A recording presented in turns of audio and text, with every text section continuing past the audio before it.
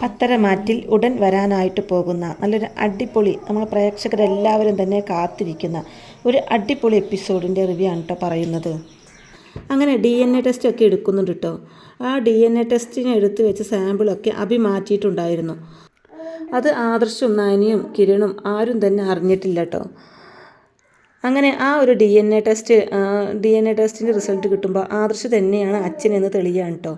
അങ്ങനെ അഭി എല്ലാവരോടുമായിട്ട് ഈ കാര്യങ്ങളൊക്കെ പറയുന്നുണ്ട്. അതായത് ആദർശാണ് ആ കുഞ്ഞിൻ്റെ അച്ഛൻ എന്നുള്ള കാര്യം. പക്ഷേ നയന പറയുന്നുണ്ട്, ഇല്ല മുത്തശ്ശ, ഇത് ഫേക്കാണ്, ഇതിൽ എന്തോ മിസ്റ്റേക്ക് വന്നിട്ടുണ്ട്, ഇതിൽ ആരൊക്കെയോ കളിച്ചിട്ടുണ്ട്, അതെനിക്കുറപ്പാണ്. എൻ്റെ ഭർത്താവിനെ എനിക്ക് വിശ്വാസമാണ്, എൻ്റെ ഭർത്താവ് ഇങ്ങനെ ഒരു തെറ്റ് ഒരിക്കലും ചെയ്യില്ല എന്ന് പറഞ്ഞ് നയന അകത്തേക്ക് കയറി പോകുമ്പോൾ അത് എൻ്റെ ഭാര്യയുടെ താല്പര്യം എന്താണോ അത് തന്നെയാണ് എൻ്റെയും താല്പര്യം. അവൾക്ക് എന്നെ വിശ്വാസമാണെങ്കിൽ ഈ ലോകത്ത് മറ്റാരും എന്നെ വിശ്വസിച്ചില്ലെങ്കിലും എനിക്കൊരു കുഴപ്പവുമില്ല. എൻ്റെ കൂടെ ജീവിക്കുന്നത് അവളാണ്. അവൾക്കറിയാം ഞാൻ ഇങ്ങനെ ഒരു തെറ്റ് ചെയ്യില്ലെന്ന്. എൻ്റെ മുത്തശ്ശനെയും മുത്തശ്ശിയെയും ഞാൻ ഒരുപാട് സ്നേഹിക്കുന്നതാണ്, ഞാൻ ഒരുപാട് ബഹുമാനിച്ചവരാണ്. അവരുടെ കണ്ണിൽ പോലും ഞാൻ സംശയത്തിൻ്റെ നേരിലായെങ്കിൽ പിന്നെ ആ സ്നേഹത്തിനൊന്നും ഒരർത്ഥവുമില്ല മുത്തശ്ശ. എന്നെ നൊന്തു പ്രസവിച്ച എൻ്റെ അമ്മ പോലും എന്നെ വിശ്വസിക്കുന്നില്ല. അതുകൊണ്ട് ഞാൻ ഇതൊന്നും വലിയ കാര്യമാക്കുന്നില്ല എന്നും പറഞ്ഞ് ആദർശം കണ്ണു നിറഞ്ഞുകൊണ്ട് അകത്തേക്ക് കയറി പോവാണ് കേട്ടോ. അഭിയാണെങ്കിൽ ഒരു ഗൂഢലക്ഷ്യത്തോടെ ചിരിക്കുന്നുണ്ട്. അങ്ങനെ എല്ലാവരും ആദർശിനെ തന്നെ കുറ്റം പറയാണ്. ജലജയും ജാനകിയും ഒക്കെ പറയുന്നുണ്ട്, ഓ അവൻ്റെ കള്ളാഭിനയം കണ്ടില്ലേ, ഇത്രയും കാലം എന്തായിരുന്നു, വലിയ ആദർശവാനായിരുന്നു ഈ ആദർശ്, ഇപ്പം എന്തായി, എല്ലാവരുടെയും മുമ്പിൽ തൊലിയൊരിഞ്ഞു പോയില്ലേ അവൻ്റെ, എന്നിട്ട് അവൻ്റെ ഒരു അഭിനയം കൂടി എന്നൊക്കെ പറഞ്ഞ് കളിയാക്കി ചിരിക്കുകയാണ് കേട്ടോ അവർ. അങ്ങനെ അവരവിടുന്ന് പോയതിന് ശേഷം മുത്തശ്ശനോട് ചോദിക്കുകയാണ്, ആദർശാണ് ആ കുട്ടിയുടെ അച്ഛനെന്ന് നിങ്ങൾ വിശ്വസിക്കുന്നുണ്ടോ? ഈ റിപ്പോർട്ട് കണ്ടിട്ട് നിനക്ക് എന്ത് തോന്നുന്നു എന്ന് മുത്തശ്ശൻ തിരിച്ച് ചോദിക്കുന്നുണ്ട് മുത്തശ്ശിയോട്. നിങ്ങൾ പറഞ്ഞ പോലെ ഡോക്ടറും അവിടെയുള്ളവരെ എല്ലാം നിങ്ങൾക്ക് വിശ്വാസമുള്ളവരായിരിക്കാം, അവർ തെറ്റൊന്നും ചെയ്യില്ലായിരിക്കും. പക്ഷേ ഇതിനിടയിൽ നയന പറഞ്ഞ പോലെ ഒന്ന് കണ്ണ് ചിമ്പുന്ന സമയം മതി ഒരു ക്രമക്കേടുണ്ടാക്കാനായിട്ട്. ആ സാമ്പിൾ മാറ്റി വെക്കാനായിട്ട് ഒരു സെക്കൻഡ് മതിയല്ലോ എന്ന് നമ്മുടെ മുത്തശ്ശി പറയുന്നുണ്ട് മുത്തശ്ശനോട്. അപ്പോൾ മുത്തശ്ശൻ പറയാണ്, ആ സാധ്യത ഞാനും അംഗീകരിക്കുന്നു. ആദർശ മനസ്സിൽ തട്ടിയാണ് അങ്ങനെയെല്ലാം പറഞ്ഞത്. അതുകൊണ്ട് തന്നെ എനിക്ക് അവനെ വിശ്വാസം. ഇത് അവൻ്റെ കുട്ടിയല്ല. എനിക്ക് വിശ്വാസമില്ലാത്തത് അഭിയെയാണ്. എനിക്ക് തോന്നുന്നത് അഭിയാണ് ആ കുട്ടിയുടെ അച്ഛൻ എന്നാണ്. കാരണം ആ കുട്ടിയുടെ മുഖത്തേക്കൊന്ന് സൂക്ഷിച്ചു നോക്കിയാൽ അഭിയുടെ ഷേപ്പുണ്ട് ആ കുട്ടിക്ക്. അതുമാത്രവുമല്ല, അവിടെ എന്തൊക്കെയോ നാടകങ്ങളൊക്കെ നടന്നിട്ടുണ്ട്. അനഘയുടെ ബന്ധുക്കളാണെന്ന് പറഞ്ഞ് 2 പയ്യന്മാരെ കണ്ടിട്ട് നല്ല ഒന്നാം തരം ഗുണ്ടകളാണെന്ന് തോന്നും. അവരത്രയ്ക്ക് ജനുവിനായിട്ടുള്ളവരൊന്നുമല്ല. ഞാൻ അയൽപ്പക്കത്തൊക്കെ അന്വേഷിച്ചപ്പോൾ അവളുടെ ബന്ധുക്കളെക്കുറിച്ച് അവർക്കാർക്കും ഒരറിവുമില്ല.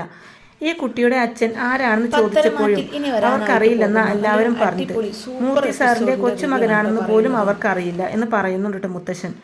അങ്ങനെ മുത്തശ്ശൻ ഈ പെൺകുട്ടിയുടെ കഴിഞ്ഞ കാലത്തെക്കുറിച്ചൊക്കെ അന്വേഷിക്കാൻ തീരുമാനിക്കുന്നുണ്ട് കേട്ടോ. അങ്ങനെ ഇവർ തമ്മിൽ സംസാരിക്കുകയാണ്. ആദർശ് ഒരിക്കലും അങ്ങനെ ഒരു തെറ്റ് ചെയ്യില്ലെന്ന് മുത്തശ്ശനും മുത്തശ്ശിക്കും അറിയാം. പക്ഷേ എങ്കിൽ തെളിവുകളെല്ലാം ആദർശിനെതിരാണല്ലോ.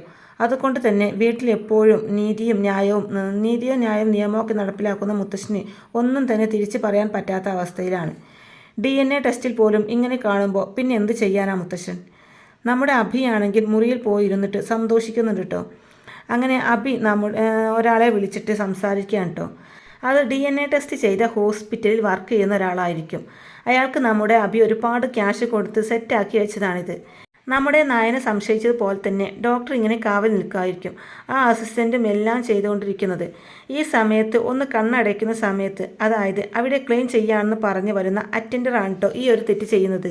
അവൻ വന്നിട്ട് ആദർശിൻ്റെയും അഭിയുടെയും തമ്മിലുള്ള പേര് മാറ്റി വെക്കുകയാണ് കേട്ടോ ചെയ്യുന്നത്. സാമ്പിളിൻ്റെ ആ ഒരു ടിന്നിലെ പേര് അങ്ങോട്ടും ഇങ്ങോട്ടും മാറ്റി വെക്കും. അങ്ങനെയാണ് അഭിയുടെ സാമ്പിളിൽ ആദർശിൻ്റെ പേരായത്.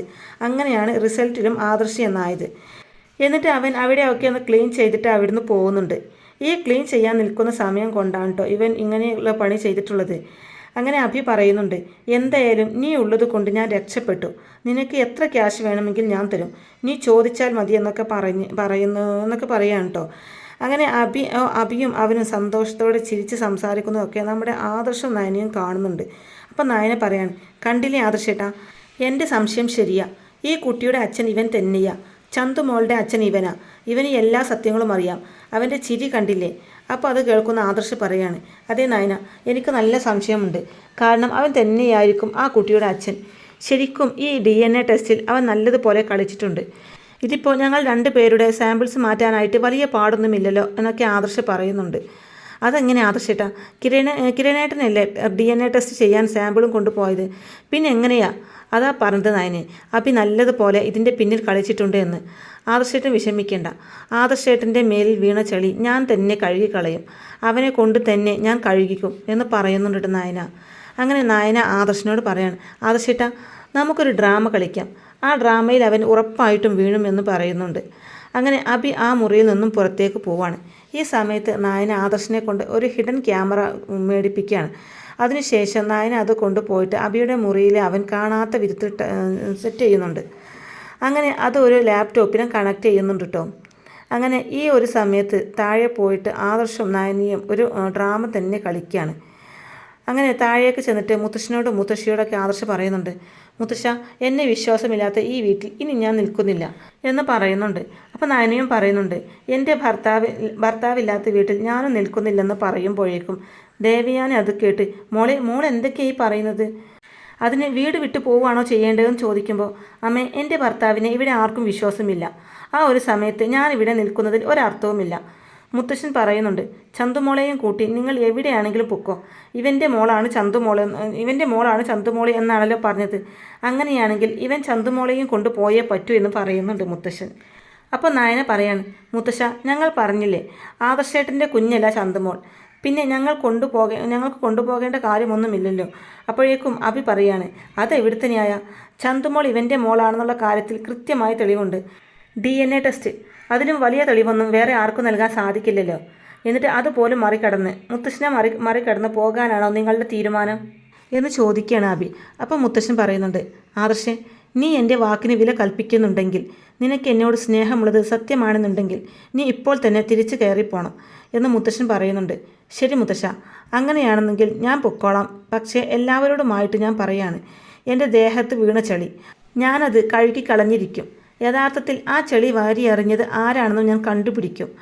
അവനെ ഞാൻ ശരിയാക്കുന്നുണ്ട് എന്നൊക്കെ പറഞ്ഞ് ആദർശ അകത്തേക്ക് കയറി പോവാണ്, കൂടെ നയനയും. അപ്പോഴേക്കും മുത്തശ്ശി വന്നിട്ട് ചോദിക്കുകയാണ്, എന്താ ആദർശേ, എന്തൊക്കെയാണ് നീ കാണിച്ചു കൂട്ടുന്നത്? നീയല്ലേ ഈ വീടിൻ്റെ മാതൃക, ഇപ്പോൾ നീ തന്നെ ഈ വീടിൻ്റെ താളം തെറ്റിക്കുകയാണോ?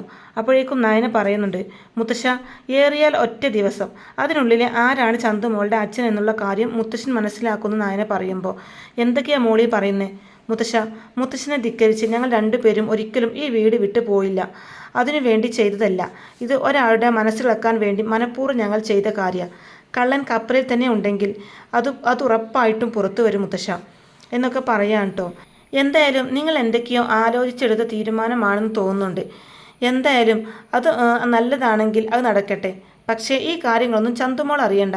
കുട്ടിയുടെ മനസ്സ് വിഷമിക്കുമെന്ന് പറയുമ്പോൾ, ഇല്ല മുത്തശ്ശ, ആ കുട്ടിയെ ഞങ്ങൾ ഒരിക്കലും വേദനിപ്പിക്കില്ലെന്ന് നയനയും ആദർശം പറയുന്നുണ്ട്. അങ്ങനെ ഇവർ വെയിറ്റ് ചെയ്തുകൊണ്ടിരിക്കുകയാണ് കേട്ടോ, നമ്മുടെ അഭി പുറത്തേക്ക് പോയിട്ട് തിരിച്ചു വരാൻ വേണ്ടിയിട്ട്. അങ്ങനെ അഭി പുറത്തേക്കൊക്കെ പോയിട്ട് തിരികെ വരുന്നുണ്ട്. തിരികെ വന്നതിന് ശേഷം ഇവർ ഓർക്കുകയാണ്, എന്തായാലും ആ ഒരു ഇൻസിഡൻറ്റ് ഉണ്ടായാൽ മാത്രമല്ലേ നമ്മുടെ അഭി സംസാരിക്കുകയുള്ളൂ, അതിനെക്കുറിച്ച് എന്തെങ്കിലുമൊക്കെ സംസാരിക്കുകയുള്ളൂ, സംസാരിക്കുന്ന ക്യാമറയിൽ പതിയത്തുള്ളൂ. അങ്ങനെ ജലജ നമ്മുടെ അഭിയുടെ റൂമിലേക്ക് കടന്നു വരുന്നുണ്ട് കേട്ടോ. ഇതെല്ലാം ആദർശിൻ്റെ മുറി ലാപ്ടോപ്പിൽ ഇവർ കണ്ടുകൊണ്ടിരിക്കുകയാണ് കേട്ടോ, ലൈവായിട്ട് റെക്കോർഡ് ചെയ്യുന്നുണ്ട്. ജലജ പറയുന്നുണ്ട്, എന്തായാലും ആദർശിൻ്റെ ആപ്പീസ് പൂട്ടിയടാ, ഇത്തരം ടിസ്റ്റ് ഞാൻ പ്രതീക്ഷിച്ചില്ല. എന്തായാലും അടിപൊളിയായി, ഈശ്വരൻ കനിഞ്ഞു നൽകിയ അനുഗ്രഹം ഭാഗ്യമായി എന്നൊക്കെ പറയുന്നുണ്ട് ജലജ. എന്താ കാര്യം എന്ന് അഭി ചോദിക്കുമ്പോൾ, എടാ നീ ഒന്ന് ആലോചിച്ച് നോക്കിയേ, നിന്റെ സ്ഥാനം തെറിപ്പിച്ചവനല്ലേ ആ ആദർശ്, അവൻ്റെ MD സ്ഥാനം പോലും ഇപ്പോൾ പോയിരിക്കുക. ഇന്ന് കണ്ടില്ലേ ഇവിടുന്ന് ഇറങ്ങിപ്പോകാൻ നിന്നത്, അത്രത്തോളം എത്തി കാര്യങ്ങളൊക്കെ. അങ്ങ് ഇറങ്ങിപ്പോയാൽ മതിയായിരുന്നു അമ്മേ, ഞാനാണെങ്കിൽ ഇറങ്ങിപ്പോണേ എന്ന് പ്രാർത്ഥിക്കുകയായിരുന്നു. അവൻ ഇറങ്ങിപ്പോയാൽ തന്നെ നമ്മുടെ സ്വത്തിൻ്റെ അവകാശം മൊത്തം നമുക്ക് കിട്ടും അമ്മേ, എങ്ങനെയെങ്കിലും പിടിച്ചെടുക്കാമായിരുന്നു. പക്ഷേ പോവില്ല, അവനും അവളും ഒരിക്കലും പോവില്ല. ഉടുമ്പ് പറ്റിക്കിടക്കുന്ന പോലെ ഇവിടെ തന്നെ കിടക്കും അവർ എന്നൊക്കെ അഭി പറയുന്നതെല്ലാം കേട്ടുകൊണ്ടിരിക്കുകയാണ് കേട്ടോ ആദർശ നയനയും. ജലജ പറയുന്നുണ്ട്, എന്തായാലും ആ ചന്തുമോള് ആദർശിൻ്റെ മോളാണെന്ന് ഒരിക്കലും ഞാൻ വിശ്വസിക്കത്തില്ലടാ. കാരണം ആദർശ് ഇന്നേ വരെ അങ്ങനെയൊന്നും ചെയ്തിട്ടില്ലല്ലോ എന്ന് പറയുമ്പോൾ, പിന്നെ അമ്മ എന്താ ഈ പറഞ്ഞു വരുന്നത്, ഞാനാണെന്നോ? ചിലപ്പോൾ നീ ആയിരിക്കും എടാ, നീയാണല്ലോ അങ്ങനെയൊക്കെ നടക്കുന്നത്, നിനക്കാണല്ലോ അങ്ങനെയുള്ള സ്വഭാവങ്ങളൊക്കെ ഉള്ളത്. അതുകൊണ്ട് നീ അങ്ങനെ ചെയ്താലും വലിയ അത്ഭുതമൊന്നുമില്ല. എങ്കിലേ ഞാൻ തന്നെയാ ആ കുട്ടിയുടെ അച്ഛൻ എന്ന് പറയുന്നുണ്ട് ടാബി. ഓഹോ, ഇപ്പം അങ്ങനെയായോ? എന്തായാലും നിൻ്റെ ഒന്നും എനിക്ക് കേൾക്കണ്ട, എനിക്കൊരുപാട് സന്തോഷമായി. കുറേ കാലം കൂടി വീട്ടിലിങ്ങനെ താളം തെറ്റിലുണ്ടാകുമ്പോൾ അതും എന്നെ ഒരുപാട് പുച്ഛിച്ചിട്ടുണ്ട് ആദർശ്. അവൻ്റെ അമ്മയുണ്ടല്ലോ ആ ദേവിയാനി, അവർ നിൻ്റെ കാര്യം പറഞ്ഞുകൊണ്ട് എന്നെ എപ്പോഴും താഴ്ത്തി കെട്ടാറുണ്ടായിരുന്നു. എൻ്റെ മോൻ്റെ സ്വഭാവം കൊള്ളില്ലായിരുന്നു എന്നും എൻ്റെ മോൻ അങ്ങനെയായിരുന്നു ഇങ്ങനെയായിരുന്നു എന്നൊക്കെ പറഞ്ഞുകൊണ്ട് ഇപ്പോൾ അവരുടെ മോനാണല്ലോ ഇങ്ങനെ ഒരു സ്വഭാവം. അതൊക്കെ എനിക്ക് അവരോട് പറഞ്ഞ് ഞാൻ ഒരുപാട് കുത്തുവാക്ക് പറയാറുണ്ട്. അവരുടെ അപ്പത്തെ സങ്കടം കാണുമ്പോൾ ഒരു പ്രത്യേക ഭംഗിയാണെന്ന് പറയുന്നുണ്ട് ജലജ. ഞാൻ ഇതുവരെ അനുഭവിച്ച വേദന അവളും അറിയണം. എൻ്റെ മകന് എന്നെ അവൾ എന്തൊക്കെ പറഞ്ഞിട്ടുണ്ട്. ആ സമയത്തൊക്കെ അവൾ രസിക്കില്ലായിരുന്നോ? ഇനി ഞാൻ കുറച്ച് രസിക്കട്ടെ. അവളുടെ മോനെ കൊണ്ട് അവൾ അനുഭവിക്കണമെന്നൊക്കെ പറയുന്നുണ്ട് ജലജ. പിന്നെ ഈ ഒരു സന്തോഷം എനിക്ക് കുറേ കാലം കൂടി അനുഭവിക്കണം. അതിനു മുമ്പേ വീട്ടിൽ പോയിട്ടുണ്ടല്ലോ നിൻ്റെ ഭാര്യ ആ നവ്യ, അവൾ തിരിച്ചു വരാതിരിക്കാൻ വേണ്ടി എന്തെങ്കിലും ചെയ്യാൻ പറ്റുമെങ്കിൽ അതൊക്കെ ചെയ്യേ എന്ന് പറയുമ്പോഴേക്കും അമ്മേ അതിനെല്ലാം പ്ലാൻ ഞാൻ ചെയ്യുന്നുണ്ട്. അതിൻ്റെയൊക്കെ പണിയിലല്ലേ ഇപ്പോൾ ഞാൻ. അമ്മ കണ്ടോ, അവളും അവളുടെ കുഞ്ഞും ഈ വീട്ടിലോട്ട് പോലും കയറില്ല എന്നൊക്കെ പറയുന്നുണ്ട് കേട്ടോ അബി. ഇത് കേൾക്കുമ്പോഴേക്കും ആദർശ നയനം ഞെട്ടുന്നുണ്ട് കേട്ടോ. കാരണം അവൻ അതിനും എന്തോ ഒരു പ്ലാൻ ചെയ്തിട്ടുണ്ട് എന്ന് കേൾക്കുമ്പോഴേക്കും ഇവർക്ക് അന്താളിപ്പാണ്. എന്താണ് ചെയ്യാൻ പോകുന്നതെന്ന് അറിയില്ലല്ലോ.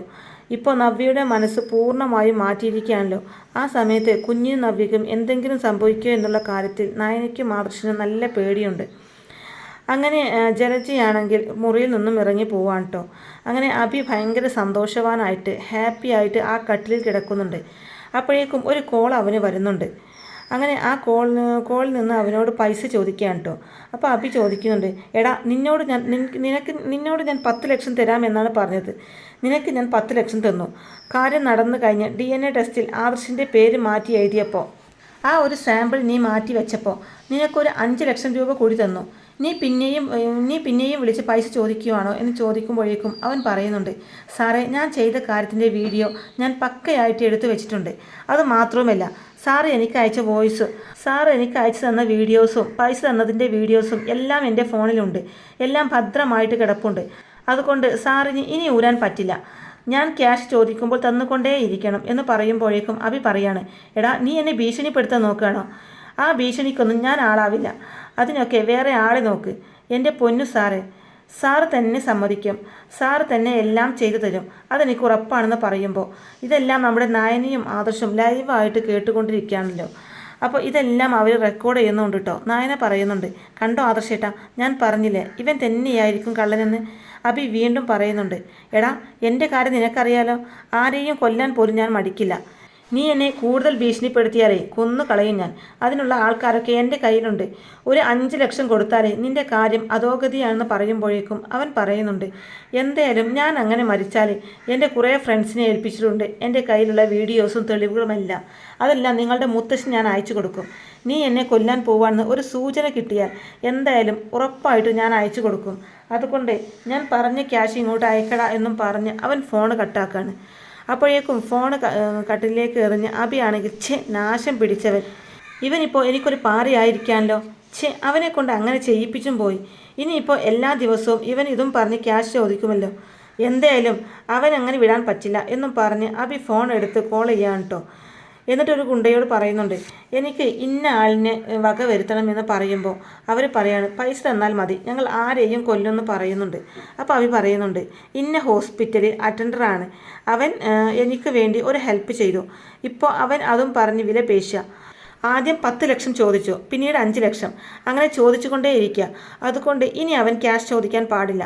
ക്യാഷ് ചോദിക്കാൻ അവൻ ഉണ്ടാവരുത്. എത്രയും പെട്ടെന്ന് തീർക്കണം. ഇന്ന് രാത്രിക്ക് രാത്രി അവനെ തീർക്കണം. ഒരു ആക്സിഡൻ്റ് ആണെന്ന് തോന്നാനേ പാടുള്ളൂ. അവൻ ഹോസ്പിറ്റലിലെ ഡ്യൂട്ടിയൊക്കെ കഴിഞ്ഞ് വൈകുന്നേരം 7 മണിയൊക്കെ ആകുമ്പോഴേക്കും ബൈക്കും കൊണ്ടാണ് അവൻ അവൻ്റെ വീട്ടിലേക്ക് പോകുന്നത്. കുറേ ദൂരമുണ്ട് അവൻ്റെ വീട്ടിലേക്ക്. ആ വഴിയിൽ എവിടെയെങ്കിലും വെച്ച് ആരുമില്ലാത്തപ്പോൾ നോക്കി അവനെ അങ്ങ് തീർത്തേക്കണം എന്നൊക്കെ പറയുന്നുണ്ട് കേട്ടോ അഭി ഗുണ്ടകളോട്. അപ്പോൾ ആ ഗുണ്ടയും ഓക്കെ ശരിയെന്ന് പറയാണ്. അഡ്വാൻസ് അയച്ചു കൊടുക്കാനും പറയുന്നുണ്ട്. അപ്പോൾ തന്നെ നമ്മുടെ അഭി അഡ്വാൻസൊക്കെ അയച്ച് എല്ലാം സെറ്റാക്കുകയാണ്. ഈ ഒരു സംഭവങ്ങളെല്ലാം നമ്മുടെ ആദർശം നയനിയും അവരുടെ റൂമിലിരുന്ന് ലാപ്ടോപ്പിലൂടെ ഇതെല്ലാം കാണുന്നുണ്ട്. അങ്ങനെ പറഞ്ഞിട്ട് അഭി ആ റൂമിൽ നിന്നും ഇറങ്ങി പോവാണ്. ഈ സമയത്ത് ആകെപ്പാടെ ഞെട്ടിയ അവസ്ഥയിൽ ഇരിക്കുകയാണ് കേട്ടോ നമ്മുടെ നയനിയും ആദർശവും. കാരണം ഇതുപോലൊരു കുരുക്കിൽ ആദർശിനെ പെടുത്തിയല്ലോ എന്ന് ആലോചിച്ചിട്ട് അതിനെ സഹായിച്ച ആളെ തന്നെ ഒരു ദാക്ഷിണ്യവും കൂടാതെ ഗുണ്ടകളെ വിളിച്ച് സെറ്റാക്കി കൊല്ലാൻ തന്നെ പറഞ്ഞ് ആ ഒരു മനസ്സിനെ കുറിച്ച് ഓർക്കുമ്പോൾ തന്നെ ഇവർക്ക് 2 പേർക്കും വല്ലാതെ പേടിയാവുന്നുണ്ട്. അപ്പോൾ നയന പറയാണ്, എന്താ ആദർശിട്ട ഇതൊക്കെ? ഒരാളെ കൊല്ലുന്ന കാര്യമൊക്കെ അവൻ എത്ര സിമ്പിളായിട്ടാണ് പറഞ്ഞിട്ട് പോയത്. ഒരു കോഴിയെ കൊല്ലുന്ന ലാഘവത്തോടെയല്ലേ ഒരു മനുഷ്യനെ കൊല്ലാൻ അവൻ പറയുന്നത്? അപ്പോൾ ആദർശം പറയുന്നുണ്ട്, പണ്ട് തൊട്ടേ അവൻ ഇമ്മാതിരിയുള്ള സ്വഭാവങ്ങളൊക്കെയാണ്. പക്ഷേ ഒരാളെ കൊല്ലാൻ മാത്രം തുനിയൊന്നും ഞാൻ ഓർത്തില്ല നയന. നീ പറഞ്ഞ പോലെ എന്ത് ലാഘവത്തോടെയാണ് അവൻ സംസാരിക്കുന്നത്. എന്തായാലും ഇത് ഞാൻ പ്ലേ ചെയ്ത് കാണിക്കാൻ പോവാം. എല്ലാവരും വരട്ടെ, അത്താഴ സമയം ആവട്ടെ, എല്ലാവരും കാണണം. അപ്പോഴേക്കും നയന പറയുന്നുണ്ട്, ആദർശേട്ടാ, ചന്തുമോളുടെ അച്ഛൻ അഭിയാണെന്നുള്ള കാര്യം നമുക്ക് മനസ്സിലായി. പക്ഷേ അത് എൻ്റെ നവ്യേച്ചി അറിയുമ്പോഴുള്ള അവസ്ഥ ആദർശേട്ടൻ ഒന്ന് ആലോചിച്ച് നോക്കി എന്നൊക്കെ പറയുമ്പോഴേക്കും ആദർശ് ചോദിക്കുകയാണ്, പിന്നെ എൻ്റെ നിരപരാധിത്വം എനിക്ക് തെളിയിക്കേണ്ട എന്നാണോ നായന നീ പറയുന്നത്? തെളിയിക്കണം ആദർശേട്ടാ, തെളിയിക്കണം. പക്ഷേ ആദർശേട്ടൻ കുറച്ച് ദിവസം സമയം തരണം. തൻ്റെ സ്വന്തം ഭർത്താവാണ് ആ കുട്ടിയുടെ അച്ഛൻ എന്നറിയുമ്പോൾ എന്തായിരിക്കും എൻ്റെ ചേച്ചിയുടെ അവസ്ഥ? അപ്പോൾ ആദർശ് പറയാണ്, സാരമില്ല, ഇത്രയും കാലം ഞാൻ ഈ അപമാനം സഹിച്ചല്ലോ, കുറച്ച് ദിവസം കൂടെ ഞാൻ സഹിച്ചോളാം. അവൾ വരുന്നത് വരെ മാത്രം. അതിനുശേഷം ഞാൻ ഈ ഒരു വീഡിയോ എല്ലാവരെയും കാണിക്കുമെന്ന് ആദർശ് പറയുന്നുണ്ട്. ശരി, അതിനുശേഷം ആദർശേട്ടൻ കാണിച്ചോ? അത് കാണിക്കണം. അബിയുടെ ചീട്ടു കൊട്ടാരം നമുക്ക് വലിച്ചു കീറണം. അതുവരെ ഈ സംഭവം ആരും അറിയണ്ട, നമ്മൾ മാത്രം അറിഞ്ഞാൽ മതിയെന്ന് പറഞ്ഞിട്ട് നയനയും അത് ഭദ്രമാക്കി വെക്കുന്നുണ്ട് കേട്ടോ. രഹസ്യമാക്കി തന്നെ വെക്കുന്നുണ്ട്. തുടർന്ന് നയന പറയുന്നുണ്ട്, ആദർശേട്ടാ, ആ അറ്റൻഡറെ രക്ഷിക്കണം, അയാളെ കണ്ട് കാര്യം പറയണമെന്ന് പറയുന്നുണ്ട് കേട്ടോ. അപ്പോൾ ആദർശ് പറയാണ്, എന്തിനാ? അവൻ ഇതുപോലൊരു ക്രൈം ചെയ്തതല്ലേ, അവനും അനുഭവിക്കട്ടെ എന്ന് പറയുമ്പോൾ അത് പാടില്ല ആദർശേട്ടാ. അവൻ ക്രൈം ചെയ്തു എന്നുള്ളത് സത്യം തന്നെയാണ്, അവന് ശിക്ഷയും വേണം. പക്ഷേ അവൻ്റെ ജീവൻ പോയാൽ അവനെ ആശ്രയിച്ച് ജീവിക്കുന്ന ഒരു കുടുംബമുണ്ട്. ആ കുടുംബത്തിനറിയില്ലല്ലോ അവൻ ഇമ്മാതിരി ഫ്രോഡൊക്കെ ചെയ്യുന്നുണ്ടെന്ന്. ആ കുടുംബം പട്ടിണിയാവും. അത് ചെയ്യാൻ പാടില്ല ആദർശേട്ടാ എന്ന് പറയാണ് കേട്ടോ നയന. അവനും അവനെ വിശ്വസിക്കുന്ന കുഞ്ഞുങ്ങളും കാണും ആ വീട്ടിൽ. അതുകൊണ്ട് നമ്മൾ കാരണം ഒരിക്കലും അവർ ബുദ്ധിമുട്ടാവരുത് എന്ന് പറയുന്നുണ്ട്. അതിനുശേഷം ആദർശ് ആ ഒരു ഹോസ്പിറ്റലിലേക്ക് പോയിട്ട് ആ അറ്റൻഡറെ കാണുന്നുണ്ട് കേട്ടോ.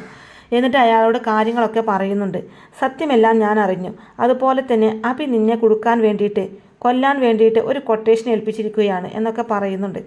അപ്പോൾ അയാൾ, അയ്യോ സത്യമാണോ എന്നൊക്കെ ചോദിക്കുമ്പോൾ, സത്യമാണ്, ഞാനിതെല്ലാം അറിഞ്ഞു. അതുകൊണ്ട് തന്നെ 2 ദിവസം കഴിയുമ്പോൾ നിൻ്റെ ആവശ്യം എനിക്കുണ്ട്. നീ സത്യങ്ങളെല്ലാം എൻ്റെ മുത്തശ്ശനോട് തുറന്ന് പറയണം.